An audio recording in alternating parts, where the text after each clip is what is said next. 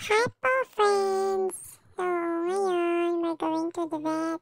Sinundo na nga ako dito kasi nga maliligo ako. And after namin ligo, naglakad-lakad na kami dyan. Papunta sa shortcut, papunta sa vet. And ito nga, masal-masal muna ako. Amoy-amoy ako ng konti. And nakarating na kami sa vet.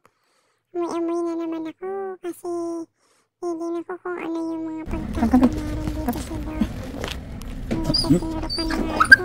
Sobrang sakit. Naiyak ako dyan. So, tinignan ko muna si Doc. And after that, nag-taxi na kami. Kasi hindi ko na kaya. Ang sakit na ng aking batok. Gusto ko nang matulog. Eh, hindi na ako mapakali kasi nga ang sakit na ng batok ko.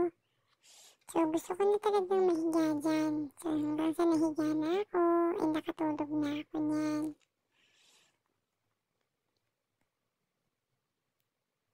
Yan, nagka-picture-picture muna kami sa labas. Sa pag-uwi namin ng bahay, nilalagnat na ako. Kaya, tutulog muna ako. So, good night na muna. Time for me to sleep.